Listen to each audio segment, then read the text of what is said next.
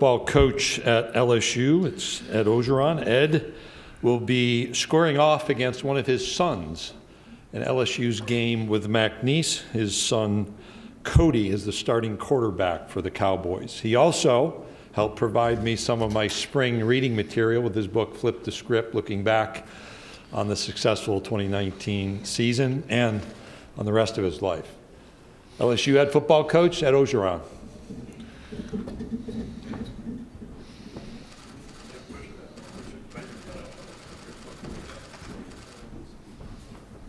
Hey, Coach. What's up, guys? Good to see everybody. Well, first of all, I want to thank the commissioner for the job that he and his office did last year. What a tremendous job of communicating with us, sometimes on a daily basis, and doing a great job of getting us through the season. What a tremendous job I thought that he did personally. We're very proud here to be here at SEC Media Day representing the LSU Tigers. I brought two great guys today to represent us, Derek Stingley and Austin Deckles. We could have brought 10. We have a lot of guys that are coming back from our football team that are tremendous leaders. Derek's one of the top corners in America, one of the top players coming back, and has become a tremendous leader for us. Austin Deckles is going to break the record for most games played by any LSU football player this year. But he was instrumental in getting our whole offensive line to come back. I could have brought a whole offensive line back here. They're a tremendous group of young men. Obviously, we're excited about this season. We got a lot of guys returning. We have an experienced team. We have a very good team, a very good coaching staff coming back. And I love the mindset of this football team and the leadership of the football team. A couple of things on offense. We brought back Jake Peets and DJ Mangus to run Joe Brady's offense in 2019, one of the most prolific offenses in the history of football, and that's what we're going to. And I think those guys are going to do a tremendous job. I'm also excited about the acquisition of Brad Davis in the summer, one of the best offensive line coaches in the country, along with Kevin Falk and Mickey Joseph. Those guys are going to do a tremendous job for us. Obviously on offense, we got to battle at quarterback. I think it's healthy for our football team. I believe in both quarterbacks. Miles Brennan and Max Jones, I think, are two championship quarterbacks. Whoever wins is going to do a great job at LSU. It's going to be a great battle. We're going to see what happens. We have an offensive line coming back, Tyron Davis and John Emery. It's time. Tyron's in the best shape he's been. Keyshawn Butte coming in with some tremendous young wide receivers. We have a great offense coming back. I can't wait to see those guys play. On defense, I was very excited to be able to hire Durante Jones. He's an expert. On the back end comes from Mike Zimmer's system, one of the best cover guys in all of the world, along with Andre and along with Blake. I think those guys are going to do a great job with Corey Raymond on defense. We're excited to go to the 4-3 defense. Got our defensive line coming back. Got two of the best corners in America, and Derek and Eli Ricks. Got some young safeties, one of the top safeties in the country, two top safeties in recruiting. Got two tremendous young linebackers that we acquired through the transfer portal. And we're excited about that. We're excited about Cade York coming back, Avery Atkins on special teams. So I know you guys got a lot of questions, but I just want to give you a little preview of our football team. And any questions? All right, thank you, Coach. If you have a question, raise your hand. Savannah, Riley, and AJ will get a microphone to you. And we ask that you please stand and give your name and affiliation. So we'll go ahead and start up here on the front row to the left with Bob. Hey, Ed, Bob Holt, Arkansas Democrat. Is that how you doing? I know you made a lot of changes with your coaching staff. Why'd you pick the guys you did? How do you feel they're fitting in? And Brad Davis in particular from Arkansas, why'd you zero in on him, and what's he bring to you guys? Well, first of all, great to see you, Bob. Brad Davis is a guy from Baton Rouge, a tremendous recruiter, known for him for a while, up-and-coming offensive line coach. You always have a group of coaches on a list in case something happens. Something did happen, he became available. We're very happy to have him. He's happy to be home in Baton Rouge. One of the things that, and I talked about this before, our coaches didn't know this, but when I was interviewing them, I was pretending I was one of our players. And I wanted to see how well they would communicate to our players. Because, coaches are going to know a lot of football, but it's how much that they can get to our players and how much our players will know. And every one of these coaches, they were 20 years, average 20 years younger than the coaches I had on the staff. Every one of these coaches made an A+ in communication with our players. Okay, we'll go over here on the left-hand side on the right aisle. Hello, Ed. David Cloninger from the Charleston Post and Courier. About what percentage of your team has been vaccinated for COVID? I can't tell you that. I think most of our guys have been vaccinated for COVID, and obviously that's a personal choice. But hopefully towards the season that most of our guys decide to get vaccinated. Okay, we'll go right here on the second row. Ron? Yeah, Ron Higgins, TigerRagMagazine.com. Ed, how would you describe the past 12 months for you and your program? It's in the tough season and all the off-the-field stuff. It seemed like the hits just kept on coming. Yeah. And you could, there was one crisis after another. Can you just describe how do you got through that and how do you continue to get through it? Yeah, obviously, you come up from the 2019 season, you're feeling good. You had a great season, and all of a sudden stuff hits. But, that's life. You got to be prepared. I think that some of the stuff we were prepared for, some of the stuff we weren't. But we stuck together as an administrative staff, as a staff. We fought through it. I think it shows that when you go to Florida, you're 27-point underdog. Your back's against the wall. You got a freshman quarterback. You beat them in the swamp. You beat a great Ole Miss team. I think that was an outstanding team that Lane had. And then you have the number 3 recruiting class. And then you have 19 of your 22 starters decide to come back. So that says something's going on in the locker room. Something's going on. Our players are believing each other. And I think all those things at the end, we ended up being an ascending program. Coach, we'll go right down in front of us, second row. Hey, Coach. Joey Blackwell with GamecockCentral.com. What are your feelings? What is your approach to NIL and its implementation at LSU? And have you talked to your players about it? And how do you feel about its impact across the landscape of college football? First of all, I'm for it. Whatever we can give to our players legally, I think they deserve it. We hired an outside firm to give us some advice on how to handle this stuff. A lot of our guys have taken the business on their own and done a very good job. I just know this, that, a lot of players, I think they're going to get a lot of stuff. Obviously, in the real world, it's not like that. You have to go out and compete. But I do hope that when we get to the locker room, the focus is on football. And I think that's where we have to bring the focus back. When it's time to focus on NIL stuff, focus on NIL stuff. When it's time to focus on football and academics, focus on football and academics. And that's what I'm going to talk about. Coach, we're going to go over to our left section, about 4 rows back. Michael Katz, Northeast Mississippi Daily Journal. Ed, obviously you have a history with Lane Kiffin from your time at USC. You also have a history with Ole Miss. I'm curious, when he was in the process of taking that job, did he reach out to you, and what sorts of information did you give to him? And on a sort of similar note, obviously we see Lane from afar. I'm curious what he's like, when the cameras aren't around. What is he kind of like as just a regular guy? Yeah. First of all, I think Lane's one of the best offensive minds I've ever been around. Noticed that the first day. Lane's a friend of mine. He's a great recruiter. He's a great competitor. I think he's doing a great job at Ole Miss. He did not call me. I think his offenses are hard to stop. I studied his offenses against other teams. He's riddled other teams. He's probably the best game day caller I've been around. I think that Ole Miss got them a great coach. Coach, we're going to go all the way to the back and the right. Lance Dahl here with the Auburn Network. You're talking about Durante Jones and how he's going to be able to help your defensive backfield. Schematically, what are some of the things that y'all are going to improve on in order to get your defensive backfield better prepared this season? I know y'all have got the talent for sure. Yeah. We have to eliminate explosive plays. We had too many explosive plays, too many missed assignments, too many busts, too many receivers running down the field free. We played a lot of man, a lot of combination man, stuff like that. Some of it was simple, some of it was too complicated. We're going to simplify stuff. We want our players to have their cleats in the grass. We're going to play a lot more zone. They won't be switching off at this level, switching off on that level. We're going to let our guys play, keep the ball in front of us, and make plays. Coach, we'll go right down in front of me, about 3 rows back. Tom Abraham, 97.7 ESPN. Coach, after a 10-game SEC schedule last year, any thoughts that you have about expanding the schedule to 9 or maybe even 10 in the future? Yeah, if they do it, I'm for it. I thought it was great. I'm excited to go play UCLA. I'm excited to go across the country and take the Tigers to Los Angeles. I'm excited to play my son. So, both of us have some advantages. One of the things as a coach, I don't worry about that stuff because that's how my wheelhouse. If I have a vote, I'll vote. But whatever they tell me to play, I'm going to play. All right, we'll stay on this middle section on the left aisle. Coach Orgeron, Drew DeArmond, ESPN 97.7 The Zone Radio in Huntsville, Alabama. Talk about Neil Farrell on your defensive line.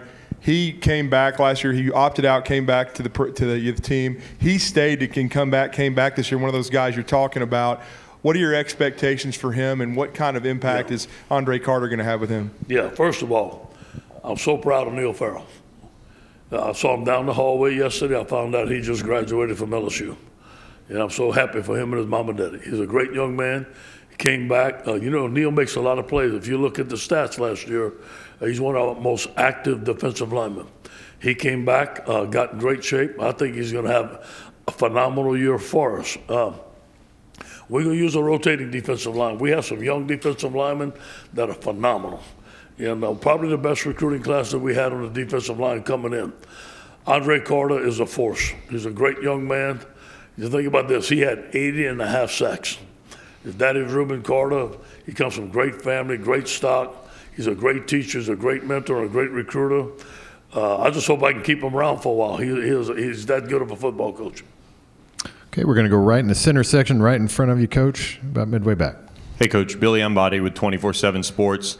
The 2022 class in Louisiana is especially stacked. Can you speak to the job you guys are doing recruiting the state, and do you notice it being even more competitive this year than maybe in other years? Yeah, well, it's very competitive. It always is. But, obviously we have to start in the state. We're doing very well right now. We have a big jump, and the guys that are committed in our class have become leaders and become recruiters and are recruiting the other guys in the state of Louisiana. We expect some good news coming up soon. We're going to be in some battles to the very end to some of the top players. But I do expect us to get most of these players. I'm not saying we're going to get all of them. I do expect us to get most. Coach, we'll go over to our right side and about three-quarters of the way back. Ed, this is Pete Thamel from Yahoo Sports back here. In the past few months, Ed, LSU as a school, the athletic department, and you personally have been linked to some serious sexual misconduct allegations. I know there's obviously some active lawsuits, and I'm not as much asking you to comment on that specifically as curious if the past few months you've had any takeaways in terms of changed behaviors and how you're going to maybe act differently as a coach in handling such situations in the future. Yeah, that's something I'm not going to comment on at all. That's an ongoing investigation. I'm not going to comment on any of that. Thanks for asking, though.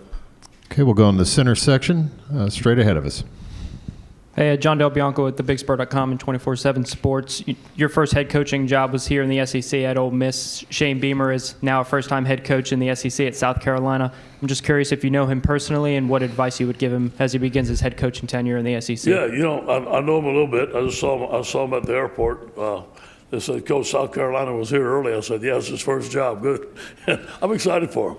I think he's going to do a great job. I think, when I was in Knoxville, I thought that, in the Knoxville area, you go to South Carolina, there's a tremendous amount of talent in South Carolina and North Carolina. I think that he's going to do a tremendous job. He's a great coach. I wish him the very best. Okay, we'll go to the back on the left. Go ahead. Hey, Coach. Jacques Doucet, WAFB in Baton Rouge. You talked about the new coaches. What we're hearing is the chemistry really is good between the new coaches and the players, and nothing against last year's coaches, but the chemistry seemed to be off last year. Can you speak a little bit more to that, how these coaches are adapting to the players? Well, I'm glad they're saying that, Jock. That's the reason I hired those guys. And I did my research. I called people that knew them. I wanted to know how they interacted with the players. I called some of the ex-players that they coached. I said, tell me how he is on a daily basis. Everybody can be one way in an interview, but I want to know how they're going to be every day. And I did my research on these guys, and they matched everything that the ex-players told me, the ex-coaches told me, and the knowledge that they have. The one thing that I'm very impressed with that I didn't really, because they're young coaches, they've never been coordinators, their ability to lead. I think they're tremendous leaders. They're in the office early in the morning. They're very well organized. And sometimes when it's your first time, you don't know how well organized that you have to be or the work that you have to put in. These guys have graded A+ in that area. We'll go down here to the right, Scooter. Scooter Hobbs, Lake Charles, American Press. With the NIL and the transfer portal, you obviously have to manage your roster a little bit with the latter. Mm-hmm. But with both of those, do you have to manage team chemistry? Like, if one guy gets a big NIL deal, others getting jealous of him, things like that. Do you worry about that? I think that's one of the biggest things to manage nowadays. And again, I'm going to turn 60 this summer. Hey, football's changing. I'm going to change with it. I want to coach for a long time, but that's what I have to do. That's what I have to do. I think that, that we have to realize the guys that are getting the NILs, getting the amount of money, and make sure that we're managing guys that may not get the job, talk to them, make sure that that does not bother them. That's why, we have about 50 people helping us. Not 50 people that can coach on the field, but for player services, for guiding people through academics. That's why we need all this help. Coach, we'll go over here to the left middle section, up in the middle first. Go ahead.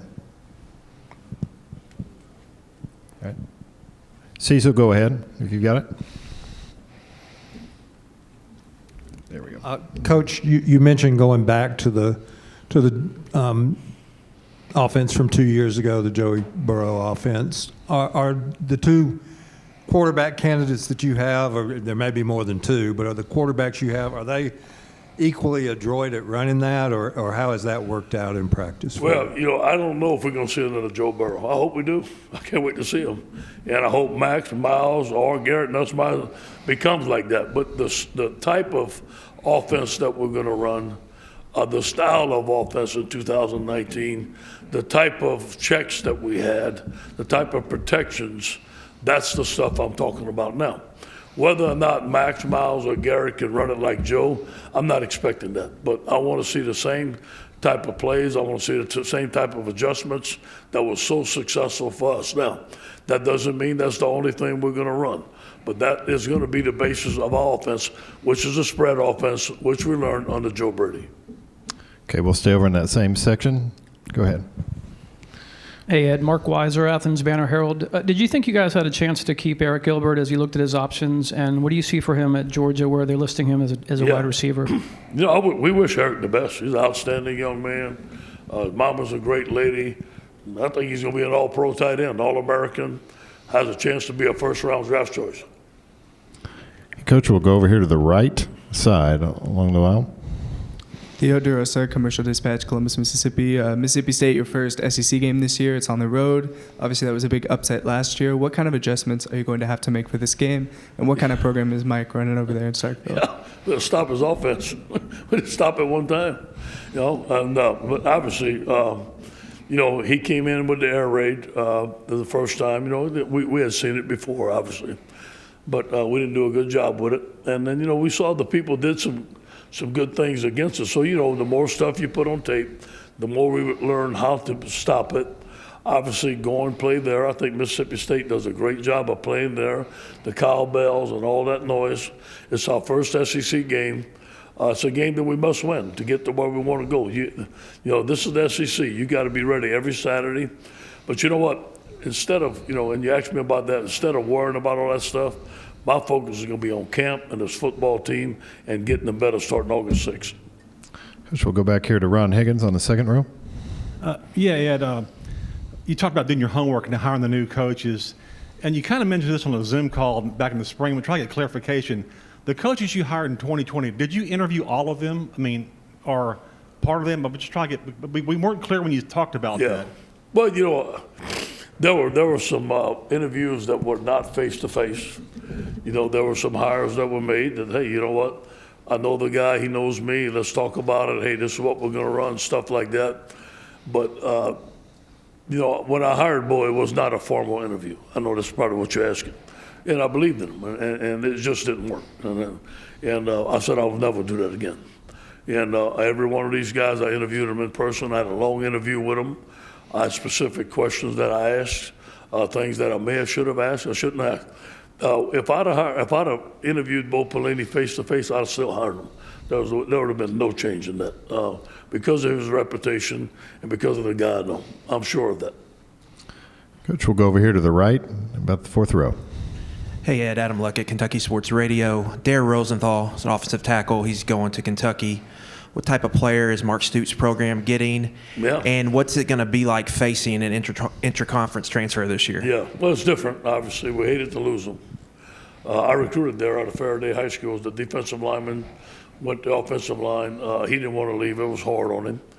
I think you got a potential first-round draft choice there. And Dare knows he's got some stuff that he needs to get better at. I'm sure Kentucky's going to see that, but he's a great young man, a great team player. But he's going to be wearing another helmet, and he's going to be trying his best. I'm going to expect his best against us, and he's going to get our best. I know he expects that. That's just the way it is. Okay, we're going to go in the middle section about midway back. Got a question right over here. Brooks Capina from The Advocate. Ed, all the changes, coaching and players as well. I mean, how do you maintain the program as you want it going towards the future? Going off of last year and trying. And I think you talked about LSU standards and such, but all these things changing. Well, that program has been set, and that program is set, and the people that are around me have helped me build that program. I have pillars on my staff that are still there. I have pillars on my support staff that are still there, and they understand the program that we put in place since I've been the head coach, and we started from scratch. So there's some things some philosophies that we're going to stay with. There's some changes that we have to make, but every one of these guys that I interviewed, I specifically told them what I wanted done, and they specifically agreed to that. And I think that those guys have done a good job since they've been hired. And they understand the format, they understand how we're going to practice, they understand what I want, and they've done a good job with it. So I see no problem for us continuing to at the LSU standard performance. Now, we got to coach better, and we got to play better. Coach, we'll go back here with Bob in the front row. Hey, Ed, this is a two-part question. Kevin can help you remember the other part if you forget. He's used to me. Okay. But the first part is both your new coordinators had a connection to your previous, coordinators. Mm-hmm. How important was that? How that play into the recruiting process? And how far out was that McNeese game scheduled? It's kind of odd. A coach faces his son, and you're going to be in game plans that week trying to figure out how to hit him and force turnovers and sack him and whatever. What's that going to be like? Yeah, well, first of all, me relying on former coordinators that I trust was very, very instrumental in me hiring both of our coordinators. In fact, that's about 80% of it, to be honest with you. Playing Cody, Cody is a very competitive young man. And playing McNeese State, Frank Wilson is a good friend of mine. Well, Frank is one of the best assistant coaches ever at LSU, great recruiter. He's family. They're going to give us their best shot. My son's going to give us, he's going to give me all I can get. And guess what? I'm going to give him all I can give him. And that's just the way it's going to be. He's going to expect my best, and I'm going to expect his best, and we're going to compete. And we'll shake hands and hug after the game. That's just the way it's going to be. Coach, we'll go to the back of the room on the right side. Hey, Coach. Kate Adams, WAFB TV, Baton Rouge. Since your time at LSU, coming in as interim head coach in 2016, then fast forward to one of the greatest college football teams ever in 2019, then a crazy year with the pandemic in 2020. Going into 2021, what is one of the biggest lessons you've learned, especially in these last 3 years, that you're going to take into this year as head coach, and then also a message that you want your team to know this year? Yeah, do it the way I want. That's it. It's not done the way I want, I'm going to fix it. I'm going to fix it immediately. I see something broke, I'm fixing it. LSU standard of performance, the way we have done things. This reminds me a lot of the 2018 season. There's a lot of unknowns.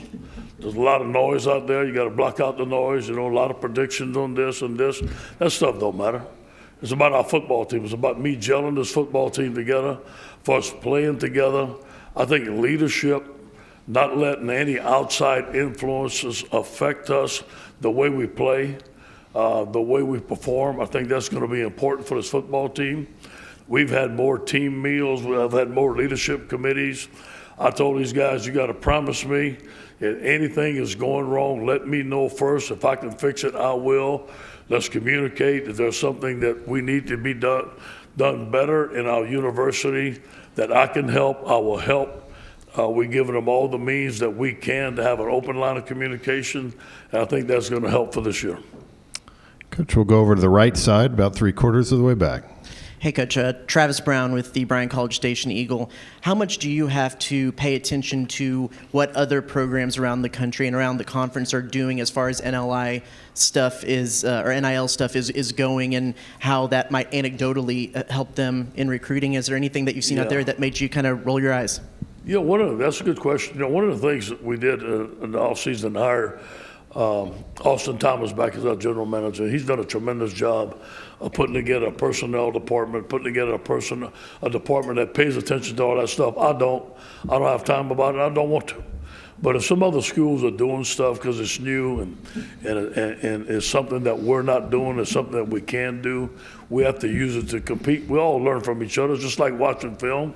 If a coach at another school is running something on offense, we may steal it from them, they may steal it from us. I think that's going to be the same thing. Coach, we'll go to the back of the room on the left aisle. Hey, Coach, there's a view that there are some schools in the SEC that have a competitive advantage and a recruiting advantage over other schools because there's no uniform drug policy in the Southeastern Conference, and some people have spoken out about that. Would you like to see a uniform drug policy in the SEC? That's a very delicate subject. LSU has its own drug policy that's run by the administration. I follow that policy. I don't know if a uniform drug policy would help or not. I haven't thought of that question to give you a great answer. I know that I hear some schools are different than others. I don't know that. I just know what our policy is and we follow it. Okay, we'll go in the center section on the left aisle. Go ahead. Ivan Mazel with On3.com, Ed. Given the number of super seniors this year and the number of seniors that were able to come back, how much will that affect the quality or sophistication of what you see in offenses that play LSU this year? It should be great. You got some returning guys. COVID helped us. We'd have lost our whole offensive line, our whole defensive line. It'd have been tough to replace all those guys. But these offenses are on fire right now. And I think what you're seeing is guys are coming back, running the same plays, doing the same thing, skill positions. Our skill positions are loaded just like other schools, 7-on-7. There's no more fullbacks. So all those things, I think that you're going to see some explosive offenses on defensive guys. We got to catch up. We're a little bit behind. All right, Coach O, thank you for your time. Thank you, guys. Go Tigers.